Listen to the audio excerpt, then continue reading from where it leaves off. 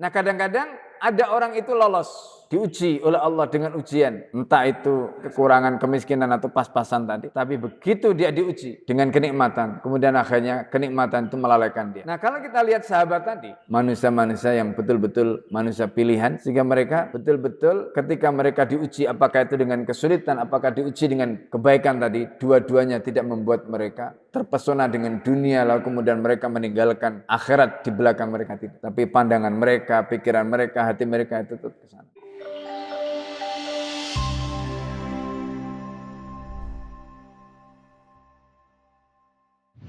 Assalamualaikum warahmatullahi wabarakatuh. Bismillahirrahmanirrahim. Alhamdulillah wassalatu ala Rasulillah wa ala alihi wa sahbihi wa mawalah la haula wa la quwwata illa billah. Rabbi shrah li sadri wa yassir li amri wa hlul 'uqdatam min lisani yafqahu qawli. Allahumma inni a'udzubika an a'dilla wa dhalla zilla wa zalla aw adlima aw udlama aw ajala yajra 'alayya.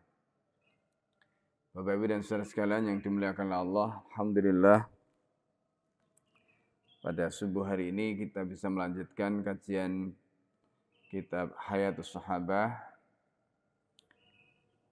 Sebelum kita mulai, mari kita bacakan surat Al-Fatihah untuk mu'alif kitab ini, untuk guru-guru kita semua dan kita yang hadir di majelis ini. Semoga Allah Subhanahu wa taala senantiasa memberikan kepada kita ilmu yang bermanfaat dan berkah dalam kehidupan kita di dunia maupun di akhirat. Ala hadin niyah wa likulli niyatin salihah. Al-Fatihah. Ya kan. Ananta.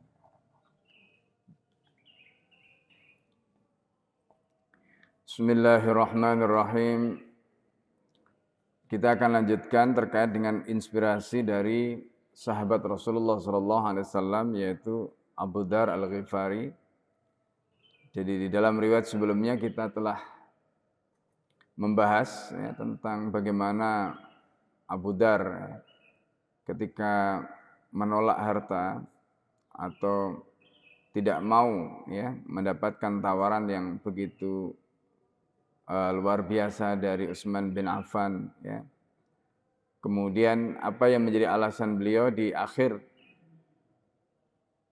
riwayat yang kita sudah sampaikan sebelumnya di dalam kitab Hadis Sahabah, juz yang ketiga halaman 376 ini, itu beliau mengatakan inni akhafu an uhasaba al fadri.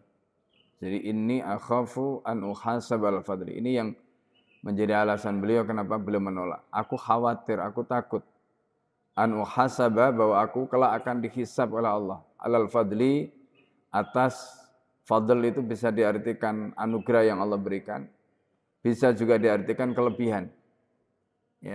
Artinya ketika seseorang itu punya harta yang berlebih, bukan hanya sekedar fadl, karena memang di dalam Al-Quran Allah Subhanahu wa taala menyatakan demikian. La tus'alunna yawma idzin anin naim. Summa la tus'alunna yawma idzin anin naim. Kemudian kalian la tus'alunna, pasti akan ditanya ketika itu anin naim, tentang nikmat yang Allah Subhanahu wa taala berikan. Berarti apa? Berarti semua nikmat itu akan ditanya oleh Allah. Semua nikmat itu akan ditanyakan oleh Allah, dimintai pertanggungjawaban oleh Allah. Nah, oleh karena itu ini penting ini penting. Apalagi kalau kita kaitkan nanti dengan penjelasan Ibnu Qayyim Al-Jauziyah terkait dengan 3 nikmat yang Allah Subhanahu wa taala atau nikmat yang kita harapkan, dan boleh jadi Allah Subhanahu wa taala akan berikan pada kita. Ada nikmat yang sudah lalu, ada nikmat yang kita nikmati sekarang, dan ada nikmat yang kita harapkan. Itu 3 jenis kenikmatan, kata Ibnu Qayyim. Nah, Bapak Ibu dan saudara sekalian yang dimuliakan oleh Allah, jadi ini yang menjadi alasan kenapa Abu Dar Al-Ghifari begitu khawatir, begitu takut dengan apa yang beliau belum didapat, hendak didapatkan. Karena beliau khawatir akan hisabnya di hadapan Allah Subhanahu wa taala. Nah, kita lanjutkan sekarang di poin berikutnya adalah qissatu ma Habib ibni Maslamah radhiyallahu anhu fi dzalika. Jadi ini adalah kisah beliau dengan Habib bin Maslamah radhiyallahu anhu, semoga Allah meridhai beliau berdua fi dzalika, dalam hal ini. Wa akhraja Abu Nu'aim fil Hilyati, Abu Nu'aim telah mengeluarkan riwayat dalam kitabnya Hilyatul Auliya wa Tabaqatul Asfiya, ini adalah kitab beliau. An Abi Bakar Al-Munkadir, dari Abi Bakar Al-Munkadir dalam kitab Hilyatul Auliya wa Tabaqatul Asfiya itu disebutkan dengan menggunakan kalimat Al-Mundir, ya, di catatan kaki itu disebutkan kama fil Hilya wa fil Asli Al-Mundir, ya. Jadi di dalam kitab Hilyah disebutkan Al-Munkadir, tetapi sebenarnya aslinya adalah Al-Mundir. Qala, berkata beliau, ba'asa Habib ibnu Maslamah. Jadi Habib ibnu Maslamah itu wa Amirus Syam, ketika itu Habib bin Maslamah ini siapa? Di sini disebutkan Amirus Syam. Ya, jadi beliau itu adalah penguasa Syam, yaitu wali atau gubernur, ya, Amirus Syam. Jadi kadang-kadang wali atau gubernur itu disebut amir. Seperti misalnya wali Mekah disebut Amiru Mekah, ya. Nah, jadi wali Syam itu juga begitu, kadang-kadang disebut dengan Amirus Syam. Nah, jadi Habib bin Maslamah ini yang ketika itu menjabat sebagai Amirus Syam. Nah, Habib bin Maslamah di sini disebutkan, ya. Jadi Habib bin Maslamah di sini disebutkan, siapa Habib bin Maslamah? Di sini disebutkan Al-Fihri Abu Abdurrahman Al-Makki. Jadi beliau sebenarnya adalah orang Mekah, ya. Lahu suhbah, artinya beliau merupakan sahabat Rasulullah SAW. Beliau membersamai Nabi. Wa yu'rafu bi Habibir Rum, dan beliau itu dikenal dengan nama Habib Ar-Rum. Bikasrati mujahadatihi lahum, ya, karena ya beliau banyak berperang, ya, terutama di wilayah atau dengan orang-orang Romawi. Mata bi Armenia, jadi beliau itu meninggal di Armenia, walian alaiha, ketika itu menjadi wali atau gubernur di Armenia. Jadi Armenia itu pernah menjadi wilayah Islam. Jadi Armenia itu pernah menjadi wilayah Islam. Nah, beliau meninggal tahun 41 Hijriah. Ya, itu disebutkan dalam kitab Khulasatu Tadhibil Kamal, ya, Hasyiatu. Jadi penjelasan dalam kitab itu. Nah, kembali ke sini, jadi Habib bin Maslamah itu merupakan, ya, seorang, jadi dalam kisah ini disebutkan merupakan seorang gubernur atau wali di Syam. Beliau mengutus ila Abidar, mengutus kepada Abu Dar dengan membawakan apa? Bisalah satimiati dinarin, ya. Jadi membawakan 300 dinar. Jadi membawakan kepada Abu Dar Al-Ghifari itu berapa? 300 dinar. Jadi 300 dinar itu kalau kita kalikan 4,25, ya kan, 1 dinar itu 4,25, ya, gram, ya, dikalikan katakanlah 1 juta lah. Itu sekitar, ya, kalau kita hitung 1 miliar, ya, 275 juta, kira-kira begitu. Jadi Habib bin Maslamah ini membawakan kepada Abu Dar uang atau harta senilai 300, ya, dinar. Ya. Jadi bukan dirham ini. Dinar itu pakai emas. Kalau dirham pakai perak. Jadi kalau dinar itu hitungannya 1 dinar adalah 4,25 gram. Kalau 1 gramnya kita hitung 1 juta, berarti kurang lebih sekitar tadi. Jadi 1 miliar 200 sekian, ya, juta. Wa qala, kemudian apa kata Habib bin Maslamah? Ista'in biha, kamu gunakan biha dengan 300 dinar itu ala hajatika, untuk memenuhi kebutuhanmu. Kata Habib bin Maslamah. Faqala Abu Dar radhiyallahu anhu, coba bayangkan Abu Dar radhiyallahu anhu, ya, yang diberi, dan itu halal, ya itu harta halal karena yang memberi adalah negara. Ya. Nah, kita di pembahasan yang lalu sudah singgung ya tentang bagaimana kisah seorang Arab yang bertemu dengan Amir. Kemudian bagaimana orang Arab ini mau memberikan qati'ah, mau memberikan tanah di wadi yang tidak ada di Arab itu, tanah yang atau lembah yang lebih bagus melebihi apa yang diberikan Rasulullah SAW kepada orang itu. Jadi ketika kita melihat kisah-kisah seperti ini, ya, bagaimana para sahabat Nabi, ya, mereka kemudian saling berbagi. Ya, kalau tadi kisah orang Arab dengan Amir itu artinya bukan antara pejabat tapi antara rakyat. Ya, jadi ketika ada orang yang memiliki kelebihan harta kemudian dia tahu saudaranya ya, membutuhkan atau dianggap layak untuk mendapatkan, maka kemudian dia tawari. Tapi lagi-lagi saudaranya ini juga punya mental yang sama. Ya, bukan mental peminta, bukan mental pengemis, ya. Jadi mereka adalah orang-orang yang qanaah dengan apa yang Allah berikan, mereka adalah orang-orang yang zuhud ya terhadap dunia ini, sehingga kemarin kita sudah sampaikan kata dia ya aghfalatna anid dunya. Jadi kami ini jadi dibuat lupa dengan dunia. Ba'da nuzuliha, jadi setelah turunnya ayat iktarabat linnasi hisabuhum. Ya kan? Wa hum fi ghaflatin mu'ridun. Jadi ketika turun ayat ini, jadi bagaimana hisab hari kiamat itu begitu dekat dengan manusia. Ya. Kemudian mereka itu fi ghaflatin mu'ridun, dalam kondisi yang lalai, lengah.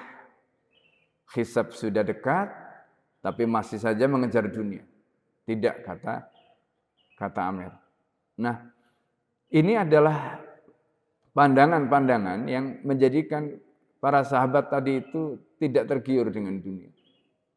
Karena mereka tahu apa yang mereka kumpulkan itu akan mereka tinggalkan di belakang mereka.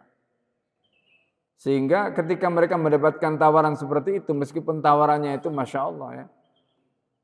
Jadi nggak perlu sampai misalnya ngerampok, ya, menjarah tanah-tanah ya milik rakyat, ya. Apalagi misalnya magri laut yang sekarang lagi ramai ya. Itu semuanya adalah bentuk kerakusan yang luar biasa. Ya. Ketamakan, jiwa-jiwa yang tamak. Nah, jadi ini yang terjadi hari ini. Ya, itu yang terjadi hari ini. Nah, dan celakanya itu semuanya adalah orang non-muslim. Terus mereka memanfaatkan orang Islam. Apalagi kemudian yang dimanfaatkan adalah ulamanya. Disuruh mengeluarkan fatwa. Karena katanya daripada nganggur lebih baik dimanfaatkan. Ini sudah rusak semua. Ya kan? Ini sudah rusak semua. Nah, oleh karena itu dengan membaca riwayat-riwayat seperti ini kita jadi tahu, oh ternyata dulu itu sahabat begitu. Jadi mereka itu Masya Allah, karena jiwanya itu adalah jiwa-jiwa yang sudah merdeka. Ya, jiwa-jiwa yang sudah qanaah. Karena kuncinya merdeka itu harus qanaah.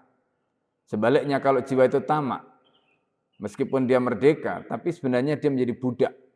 Budak dari apa? Ketamakannya. Nah, ini yang perlu kita pahami ya dari kisah-kisah yang kita bacakan di sini. Nah, oleh karena itu yang menarik adalah sikap Abu Dzar ketika mendapatkan tawaran. Dan ini bukan harta yang sedikit. Tadi kita sudah sebutkan 1,2 miliar. Itu bukan harta yang sedikit. Seandainya Abu Dzar Al-Ghifari itu memiliki jiwa yang tamak, tidak zuhud terhadap dunia, maka kira-kira apa yang terjadi? Pasti apa yang ditawarkan itu diterima dengan sukarela. Ya. Gitu, diterima dengan sukarela. Bahkan kalau nggak ditawari pun akan meminta karena ketamakan tadi itu. Maka di sini kata Abu Dzar, faqala Abu Dzar radhiyallahu anhu, Abu Dzar radhiyallahu anhu kemudian menjawab, irji biha, kamu bawa kembali itu 300 dinar itu, ya, ilaihi kepadanya. Jadi maksudnya disuruh bawa kembali kepada Habib bin Maslamah tadi. Karena Habib itu memberikan tidak langsung, tapi melalui utusan. Jadi utusannya dibilang, kamu bawa kembali kepada Habib bin Maslamah. Ya. Amma wajada ahadan agharra billahi minna. Ya. Jadi tidak ada yang menemukan seseorang yang agharra billahi minna. Ya, agharra billah itu maksudnya seperti disebutkan dalam Al-Qur'an, ma gharraka, ya, birabbikal karim. Jadi apa yang membuat kamu itu sampai tertipu atau istilahnya itu terlena dari Tuhanmu. Ya, jadi enggak ada yang bisa menjadikan kami, ya, ini tertipu dari Allah Subhanahu wa taala. Ma lana illa dhillun natawara bihi, katanya. Bagi kami, kata Abu Dzar, ya, tidak ada kecuali dhillun itu adalah naungan. Natawara bihi, ya, cukup untuk kami gunakan bernaung. Artinya Abu Dzar ini bukan orang yang kaya. Ya, hidupnya, rumahnya sederhana. Ya, jadi kata beliau, kami sudah punya tempat untuk bernaung, meskipun itu sederhana, sudah selesai. Ya. Wa salatun min ghanamin taruhu alaina. Jadi salatun di sini, kalau dalam bahasa Arab itu ya Bapak sekalian, jadi kadang-kadang digunakan beda harokatnya ini ya. Salatun dengan sulatun. Yang satu di fathah, itu adalah kumpulan min ghanamin dari hewan, ya, dari ghanam. Ghanam itu adalah kambing. Tapi kalau disebutkan dalam Al-Quran sullatun minal awwalin, sullatun itu adalah jamaah minan nas. Nah, ini bedanya. Jadi kalau di dhammah di dalam Al-Quran menggunakan kata sullah, maka sullah itu artinya adalah jama'atun minan nas. Tapi kalau sallatun min ghanamin pakai fathah, sallah, ya, itu maknanya adalah jamaah, ya, min ghanam, ya, minal hayawan. Nah, itu bedanya sallah dengan sullah. Wa sallatun min ghanamin taruhu alaina. Kata beliau, ya, kami sudah punya beberapa kambing, ya, beberapa kambing gitu, yang istilahnya itu beliau bisa gunakan, ya, beliau bisa manfaatkan, ya. Wa maulatun lana tasaddaqat alaina bi khidmatiha. Kemudian kami punya satu budak pembantu yang bisa memberikan istilahnya itu sedekah untuk kami bi khidmatiha, dengan khidmatnya. Ya kan, karena enggak perlu dibayar. Jadi setiap membantu itu kan berarti dia memberikan khidmah. Khidmah itu kan ada nilai. Nah, ketika itu tidak dibayar, artinya apa? Berarti orang itu dalam tanda petik mensedekahkan. Ini yang beliau sampaikan. Summa ini, kata beliau, kalau rumah ada, ya, rumah sudah ada meskipun sederhana. Kemudian kambing-kambing, ya, yang bisa dimanfaatkan sudah ada. Kemudian pembantu untuk membantu kebutuhan beliau sudah ada. Mau apa lagi? Kata beliau. Di sini kemudian beliau mengatakan, Masya Allah, summa inni la atakhawwaful fadla. Sama dengan kalimat sebelumnya. Summa inni, kemudian aku, kata beliau, la atakhawwafu. La atakhawwafu itu bermakna la akhafu. Ya. Aku ini sungguh-sungguh takut kalau lebih dari itu. Karena kalau ada al-fadl, kelebihan, ya, kalau sudah ada kelebihan nanti aku akan dimintai pertanggungjawaban oleh Allah Subhanahu wa taala. Nah, ini. Nah, jadi ini mental sahabat. Ya, mental sahabat mencukupkan dengan apa yang Allah Subhanahu wa taala berikan. Tidak berharap lebih. Ya, kalau bahasa sekarang ya sebenarnya sudah pas lah. Butuh apa ada gitu. Jadi tidak perlu punya saving yang banyak gitu. Karena ya saving itu boleh, bukan nggak boleh ya. Bukan nggak boleh. Jadi begini, ini mungkin sedikit mengulang karena pernah kita sampaikan. Jadi di dalam Islam itu Bapak-Ibu sekalian, kalau kita bicara tentang saving tadi ya. Jadi di dalam Islam itu bukan orang tidak boleh punya tabungan, boleh. Tapi dengan syarat, dengan catatan. Nah, ini. Jadi dalam Islam itu ada pembahasan yang itu hampir mirip-mirip itu. Satu, itu adalah hukum ihtikar. Ihtikar itu menimbun barang. Barang yang dijual, ya, barang yang dijual belikan di pasar disimpan. Ya, itu namanya ihtikar. Kenapa disebut ihtikar? Karena dia menyimpan itu tujuannya adalah untuk menaikkan harga. Tujuannya adalah untuk mengeksploitasi. Nah ini, ya, tujuannya adalah untuk mengeksploitasi. Supaya kalau nanti harga itu kan dalam teori pasar itu ada teori namanya supply and demand. Ya, penawaran dan permintaan. Hukum supply and demand itu kalau ada penawaran banyak, ya, permintaan sedikit, maka harga itu turun. Tapi kalau penawarannya sedikit, permintaannya banyak, harga itu akan naik. Nah, biasanya orang melakukan penimbunan itu nunggu supply-nya sedikit, nunggu penawarannya di pasar sedikit, nunggu barang langka. Ketika nanti barang langka, dia akan keluarkan barangnya itu. Nah, itu namanya menimbun. Nah, menimbun dengan tujuan untuk mengeksploitasi harga seperti ini hukumnya haram, tidak boleh. Ya, itu tidak boleh. Nah, itu dibahas di dalam pembahasan ihtikar. Ya, menimbun. Ya. Nah, jadi istilahnya itu adalah ihtikar dalam bahasa Arab. Ini dalam pembahasan fikih dibahas. Ya. Karena itu Rasulullah mengatakan laisa minna man ihtakara. Tidak termasuk umatku orang yang menimbun barang dagangan. Tujuannya adalah untuk mencari keuntungan, mengeksploitasi harga. Nah, ini tidak boleh, haram hukumnya. Karena Rasulullah mengatakan laisa minna man ihtakara. Yang kedua, itu adalah apa yang disebut dengan kanz. Dalam bahasa Arabnya disebut kanz. Kanzu, kaf nun za, kanzu. Ya. Nah, kanzu itu adalah orang yang punya harta. Berupa apa? Emas dan perak. Sekarang tidak harus berupa emas dan perak. Tapi bisa berupa uang. Karena status emas dan perak di zaman itu adalah statusnya sebagai mata uang. Kanzu itu adalah orang yang, ya, jadi ini adalah tindakan orang yang apa? Dia menyimpan uang. Nah, ini makanya nanti mesti kita bedakan. Menyimpan uang tidak ada kebutuhan. Ya. Nah, ini namanya kanzu. Jadi dia nyimpan uang, nyimpan harta, nyimpan emas dan perak, tidak ada kebutuhan. Nah, itu juga tidak boleh.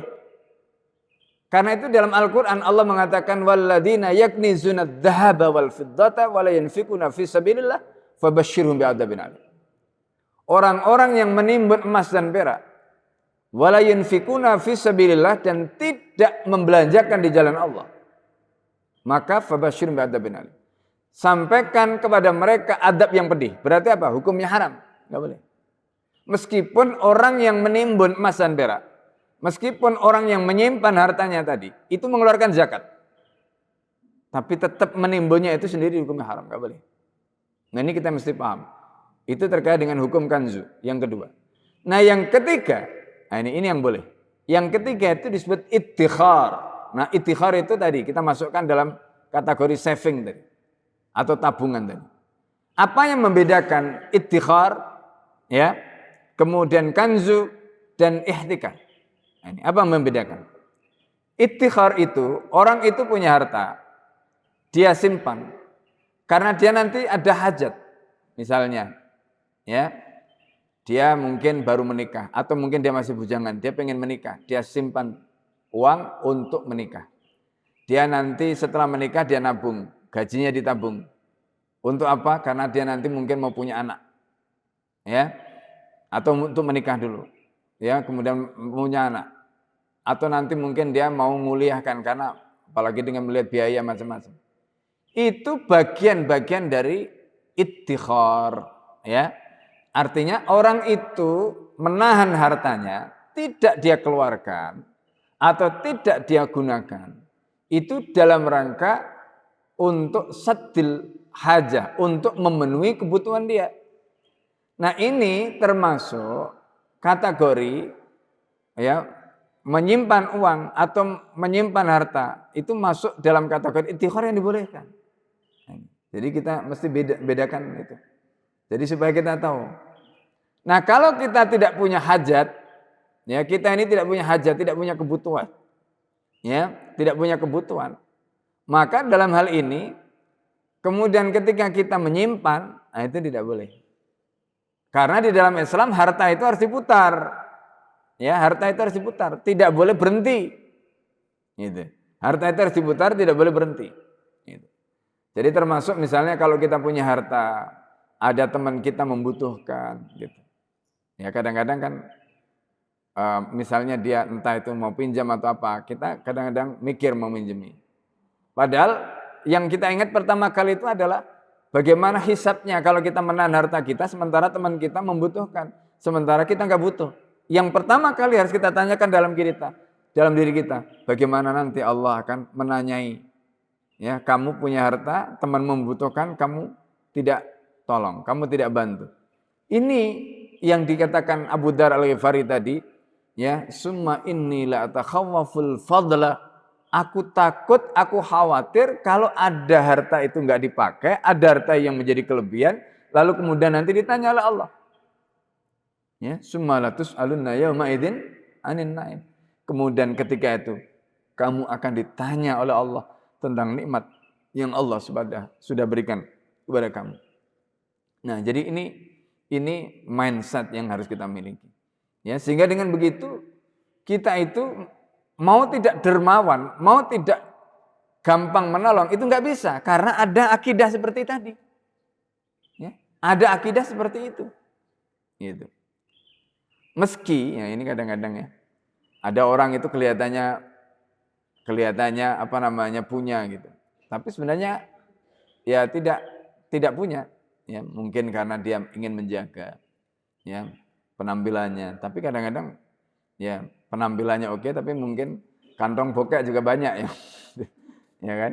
Jadi penampilan oke, kantong bokek juga banyak ya. Nah, karena itu intinya kita tidak boleh suudzon juga. Oh ini kelihatannya kaya, tapi kok dipinjemi nggak bisa. Boleh jadi mungkin dia memang nggak punya duit. Ya, jadi kita juga tidak boleh suudzon gitu. Jadi itu pentingnya tadi ya.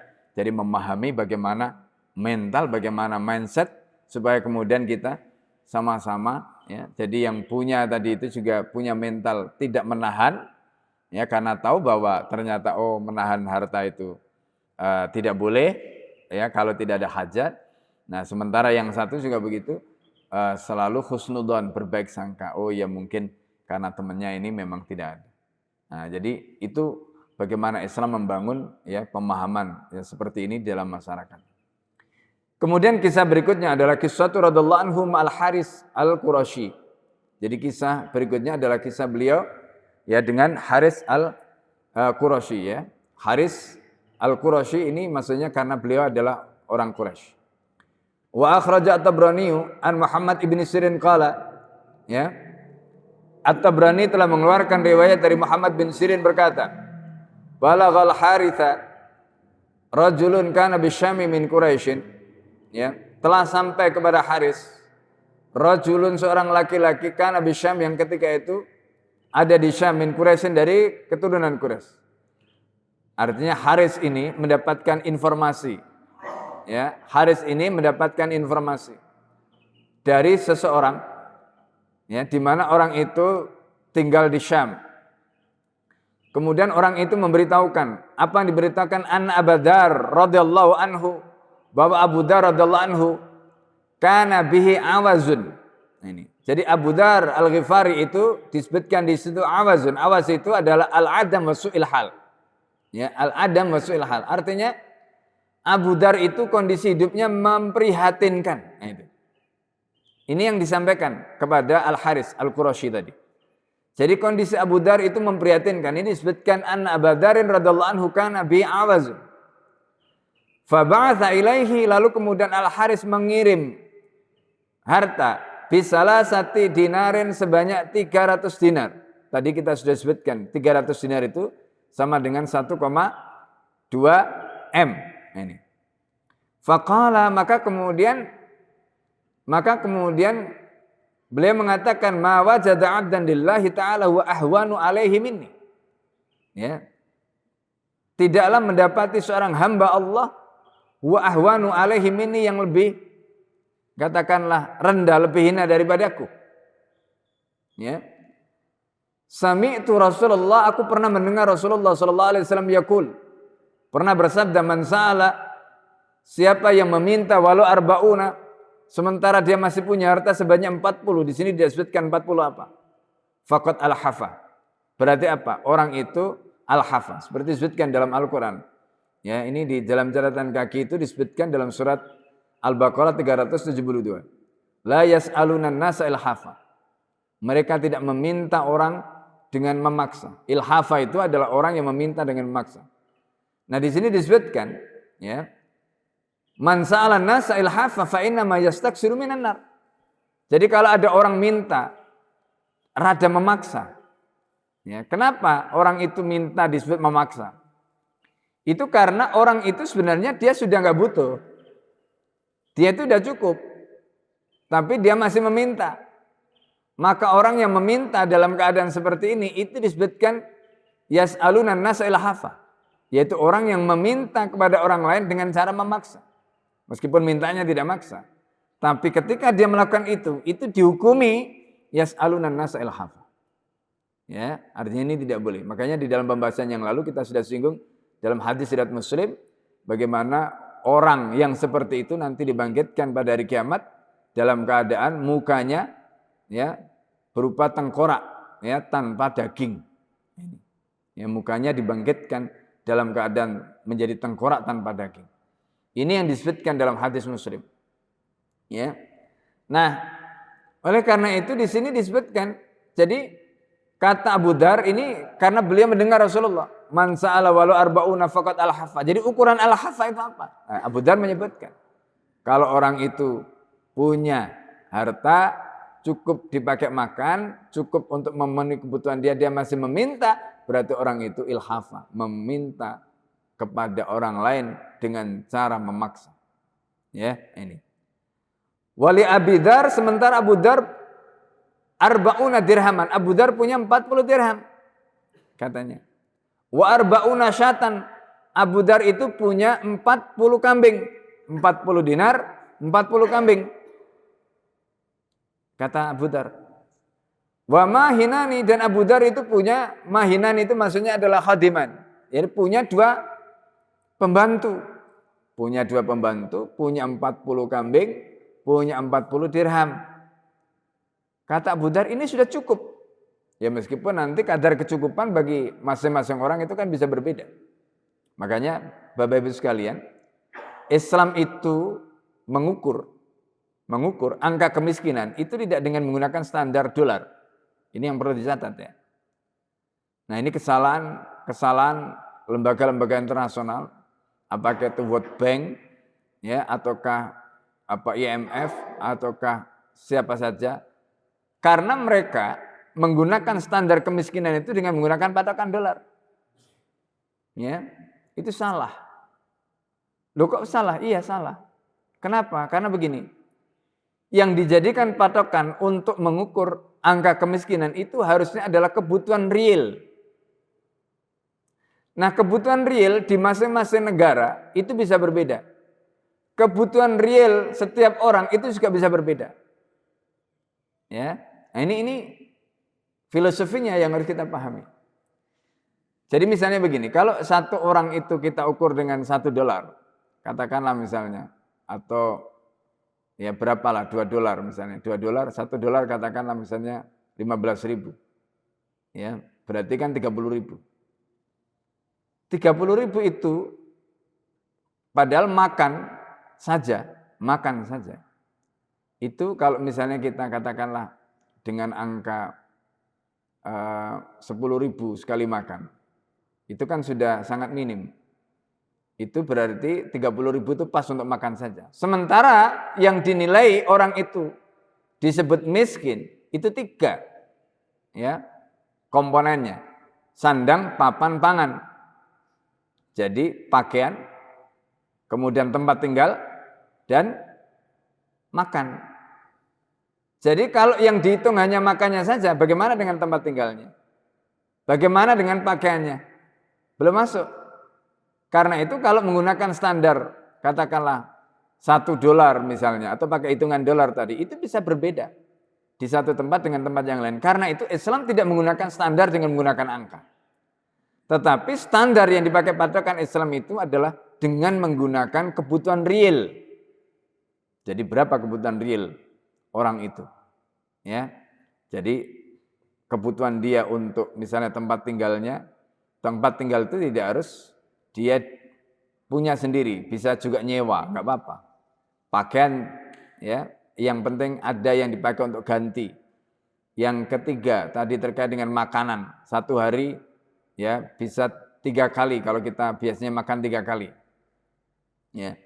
Jadi kalau 3 itu masuk semua komponen tadi, itu selesai yang namanya kemiskinan. Nah, karena itu cara menghitungnya bukan dengan menggunakan dolar, berapa dolar, tapi dengan menggunakan kebutuhan real di masing-masing wilayah, di masing-masing orang yang berbeda-beda tadi. Karena masing-masing orang kebutuhannya berbeda, dan masing-masing orang di wilayah itu juga living cost-nya, ya, biaya hidupnya itu juga bisa berbeda-beda. Nah, jadi karena itu nggak bisa dihantam kromo, dipukul rata semua sama, nggak boleh. Nah, karena itu nanti akan ada kesenjangan, ada perbedaan-perbedaan. Nah, jadi di sini. Nah, Abu Dar mengatakan, jadi tadi disebutkan bahwa Abu Dar itu sudah punya 40 dirham. Abu Dar itu sudah punya 40 kambing. Dan Abu Dar itu sudah punya 2 pembantu. Qala Abu Bakar Ibn Ayyash, ya, yang dimaksud dengan mahinan itu adalah khadimain. Abu Bakar itu memiliki Abu Dar itu memiliki 2 pembantu tadi. Qala al-Haythami rijalu sahih wa Abdullah ibn Ahmad ibn Abdullah ibn Yunus wa wasiqatun. Ya, kata Al-Haythami dalam kitab ya yang beliau tulis ya. Nah, beliau mengatakan rijalu sahih. Jadi rijal artinya para tokoh-tokoh yang meriwayatkan atau para perawi yang meriwayatkan hadis ini adalah para perawi yang meriwayatkan hadis sahih. Ghara Abdullah ibn Ahmad ibn Abdullah bin Yunus, kecuali ini saja wa wasiqatun. Jadi beliau ini termasuk, meskipun tidak masuk di situ, tapi termasuk orang yang siqah. Ya, siqah. Wa akhraja Abu Nu'aim an Ibnu Sirin nahwah, kemudian Abu Nu'aim mengeluarkan dari Ibnu Sirin kira-kira riwayat yang hampir serupa dengan riwayat tadi. Nah, jadi ini juga contoh tentang bagaimana sikap Abu Dar. Jadi kalau yang pertama tadi Abu Dar diberi 300 ya, dinar ya, tadi oleh sahabatnya Habib ya. Kemudian beliau tolak, Habib bin Maslamah tadi kemudian beliau tolak ya. Beliau tidak memberikan hitungan angka, tapi di alasan sebelumnya tadi beliau mengatakan itu malana illa dilun natawara bihi wa sallatu min ghanamin tarukhu alaina wa maulatun lana tasaddaqat alaina bi khidmatih. Kemudian beliau mengatakan summa inni la atakhawwafu al-fadla. Itu alasan beliau. Ya, tapi kalau di riwayat berikutnya tadi beliau menyebutkan beliau itu sudah cukup karena beliau sudah mempunyai 40 ya, 40 dirham, 40 kambing dan kemudian 2 pembantu. Ya, sudah cukup kata beliau.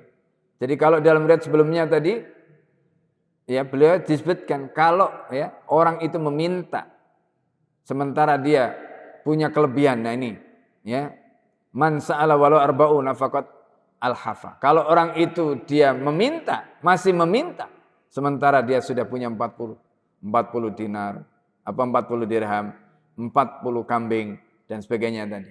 Maka berarti orang itu mintanya itu memaksa.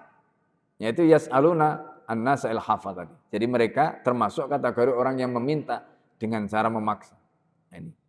Nah, itu yang tidak diinginkan oleh Abu Dar, dan itu termasuk celaan yang Allah Subhanahu wa taala nyatakan. Nah, ini ya, celaan.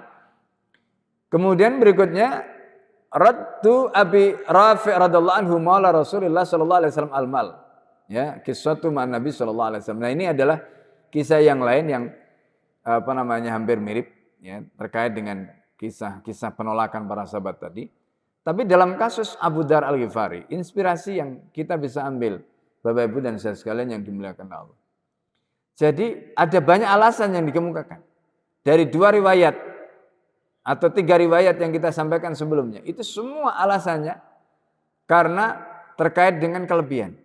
Wa inni la atakhawwafu Ya, aku khawatir sekali. Dalam kalimat sebelumnya tadi itu disebutkan al-fadla wa inni la atakhawafu al-fadla wa inni la akhafu al-fadla. Itu kalimat yang beliau sampaikan. Jadi artinya kelebihan itu, jadi kalau misalnya katakanlah dihisab kemudian kita bahwa memang itu kita butuhkan, ya nggak ada masalah. Dalam pembahasan yang lalu kita sudah singgung. Yang jadi soal itu ketika punya kelebihan nggak dipakai, lalu kemudian mungkin ada orang lain. Makanya Rasulullah kan dalam beberapa riwayat disebutkan Rasulullah itu kalau mau tidur cari ada apa di rumah yang mungkin ya makanan atau apa yang ada di rumah, lalu kemudian ditanya ada sahabat enggak yang belum makan, ada sahabat enggak yang itu karena khawatir tadi. Ya, itu yang disebutkan oleh Abu Dar, wa inni la atakhawafu atau wa inni la akhafu al-fadla tadi. Subhanallah. Jadi Masya Allah ini gambaran ya yang kita bisa pahami gitu dari bagaimana sikap kezuhudan mereka dan bagaimana mereka memiliki mindset tadi. Jadi kalau kita melihat seperti ini, ya, maka orang-orang di masa lalu itu mereka berpikirnya tentang rezeki itu ya boleh dikatakan harian. Ya. Jadi berpikir tentang rezeki itu harian, bahkan mungkin bukan harian. Ya. Karena apa yang ada itu mereka makan, kemudian nanti nggak ada mereka cari lagi. Itu kebiasaan mereka. Dan kalau mungkin kita hidup seperti itu, mungkin sepot jantung. Ya kan? Karena nanti yang mau dimakan apa belum ada. Atau besok apa yang kita makan belum ada, sepot jantung. Tapi di balik itu Bapak Ibu sekalian, di balik itu kehidupan seperti tadi, itu melatih kita. Melatih apa? Melatih keyakinan kita tentang ar-rizqu biyadillah. Ya, melatih kita tentang apa? Ar-rizqu biyadillah. Coba. Nah, ini masalah yang kemarin kita sudah sampaikan ya. Kalau kita bicara soal ilmu hati itu ilmu yang bisa kita ceritakan, bisa kita jelaskan, bisa kita pahamkan dan orang lain paham. Yang paling susah itu adalah bagaimana melatih hati kita. Itu yang susah. Melatih hati kita. Contoh kayak tadi. Bagaimana kita yakin rezeki di tangan Allah. Lalu pertanyaannya, kapan kamu atau kapan kita membuktikan bahwa kita ini yakin betul rezeki itu di tangan Allah? Jawabannya adalah ketika kita diuji. Ketika kita diuji dengan kekurangan, ketika kita diuji seperti tadi, hidup pas-pasan, pokoknya hari ini itu ya kita akan makan ya rizkinya Allah, tapi berapa, kapan, di mana itu nggak jelas, ya, karena nggak ada saving, itu nggak ada saving. Nah, jadi kalau hidup seperti tadi itu bisa kita katakan kalau orang itu yakin ar-rizqu biyadillah tadi, maka itu tampak dari sikapnya bahwa dia tenang. Karena dia yakin. Nah, orang-orang seperti ini ketika mentalnya teruji, ketika hatinya teruji tadi, itu luar biasa. Luar biasa. Karena dia tidak hanya paham tentang rezeki biadillah, tapi dia bisa mengamalkan itu. Dia bisa mengamalkan itu. Karena dia bisa membuktikan tadi. Ya. Jadi ketika dia membutuhkan, ternyata Allah beri. Nah, makanya ini butuh latihan. Kalau dalam ilmu tasawuf ini disebut dengan riyadhah. Ya, ini disebut dengan riyadhah. Ini butuh latihan. Gitu. Dilatih, hatinya dilatih, mindsetnya dilatih. Nah, kalau kita sudah lolos dari ujian tadi, misalnya kita tidak cemas, tidak khawatir, kita yakin, dan kemudian akhirnya Allah tunjukkan keajaiban-keajaibannya itu. Bagaimana dia tidak punya saving, tapi karena dia yakin, dia tenang, tadi Allah datangkan rezeki itu min haitsu la yahtasib. Ya, min haitsu la yahtasib. Masya Allah. Kalau sudah sampai pada level itu, ini luar biasa. Iman seperti itulah yang menjadikan orang tadi itu dekat dengan Allah Subhanahu wa taala. Dan doa-doanya, keajaiban-keajaiban yang akan muncul dalam kehidupannya itu yang nanti akan dia rasakan. Ini. Itu Bapak-Ibu sekalian. Nah, ilmu seperti ini, ilmu yang terkait dengan hati seperti ini itu sulit. Sulit. Ya. Kecuali kalau kita betul-betul melatih hati kita. Ya, melatih hati kita. Nah, kadang-kadang ada orang itu lolos. Diuji oleh Allah dengan ujian. Ya. Entah itu seperti tadi kekurangan, kemiskinan atau pas-pasan tadi. Tapi begitu dia diuji dengan kenikmatan, kemudian akhirnya kenikmatan itu melalaikan dia. Nah, kalau kita lihat sahabat tadi, mulai dari kisah Amir sebelumnya, kemudian Abu Dzar Al-Ghifari tadi, itu Masya Allah, para sahabat Rasulullah SAW ini, manusia-manusia yang betul-betul manusia pilihan, sehingga mereka betul-betul ketika mereka diuji, apakah itu dengan kesulitan, apakah diuji dengan kebaikan tadi, dua-duanya tidak membuat mereka ya melupakan atau mereka itu terpesona dengan dunia, lalu kemudian mereka meninggalkan akhirat di belakang mereka, tidak. Tapi pandangan mereka, pikiran mereka, hati mereka itu tetap ke sana. Nah, ini pelajaran yang luar biasa. Ya. Nah, dalam kasus yang kedua tadi itu lebih clear lagi. Bagaimana Abu Dzar Al-Ghifari menyampaikan hadis Nabi terkait dengan batasan ilhafa. La yas'alunan nasa ilhafa. Itu apa batasannya? Abu Dzar mengatakan man sa'ala nasa walau arba'una. Ya. Kalau orang itu meminta kepada orang lain dan dia memiliki 40. Tadi Abu Dzar mencontohkan, saya ini sudah punya 40. Ya, 40 dirham, saya sudah punya 40 kambing dan saya punya pembantu. Maka kata Abu Dzar itu termasuk ilhafa. Maka Abu Dzar enggak mau. Nah, ini juga gambaran ya keterikatan mereka kepada hadis Rasulullah, keterikatan mereka kepada dawuhnya gurunya, ya guru mereka, ya Kanjeng Nabi Muhammad SAW. Ini juga luar biasa. Dan inilah yang membuat kemudian mereka selamat dari godaan dunia yang Masya Allah, yang luar biasa. Nah, oleh karena itu, ya di kesempatan yang mulia ini, ya Al-Fakir ingin sampaikan, jadi inilah pelajaran-pelajaran yang kita bisa ambil ya dari kehidupan para sahabat Rasulullah SAW, ya di mana apa yang diceritakan dalam kitab ini betul-betul tampak ya itu bukan hanya mindset mereka, tapi juga menjadi lifestyle mereka, gaya hidup mereka. Dan itulah yang kemudian menjadikan mereka Masya Allah, ya orang-orang yang luar biasa, orang-orang yang luar biasa di mata Allah Subhanahu Wa Taala. Nah, oleh karena itu dari pelajaran-pelajaran sirah ya Nabi dan para sahabat ini kita banyak mengambil ibrah, ya dengan ibrah itu kita bisa amalkan. Sekali lagi, satu itu ilmu ya. Apa yang kita pelajari ini pengetahuan, ilmu. Tapi yang paling sulit setelah kita tahu itu bagaimana mempraktekkan. Apalagi tadi kita sudah sebutkan kalau itu terkait dengan ilmu hati. Ya, itu paling susah. Fikih itu mudah. Ya, kalau kita bicara soal praktek, karena fikih itu kaitannya dengan fisik. Ya, kita misalnya diajari wudhu tinggal praktek gampang. Yang paling susah itu adalah nata hati, itu yang paling susah. Ilmu tentang hati, ini yang paling susah. Akidah, tasawuf, itu yang paling susah. Ya, nah disinilah maka sering kita sudah sampaikan, pentingnya kita itu punya, kalau dalam bahasa pesantren, itu kita sebut ya punya murabbir ruh. Orang yang mendidik, orang yang melatih, orang yang membina ruh kita. Ya. Nah, kalau dalam dunia sufi itu ya punya mursyid, ya. Mursyid itu adalah guru-guru yang melatih ya hati kita, melatih pikiran kita, ya, mengarahkan, membimbing, sehingga dengan melatih, mengarahkan, membimbing pikiran dan hati kita, maka insya Allah kita pun bisa melakukan tadi itu ya tajribah, ya pengalaman-pengalaman, latihan-latihan atau riyadhah yang berujung pada kenikmatan-kenikmatan yang tidak akan dirasakan oleh orang lain.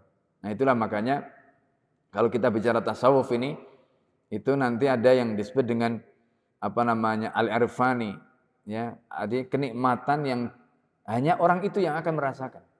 Karena pengalaman masing-masing orang itu berbeda. Ya, masing-masing orang punya pengalaman yang berbeda. Dan tidak akan bisa kenikmatan yang dia dapatkan itu orang lain akan dapatkan.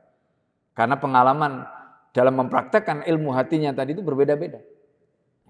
Nah, jadi ini Bapak Ibu sekalian yang dimuliakan Allah yang bisa Al-Fakir sampaikan, ya, karena sudah masuk waktu syuruk.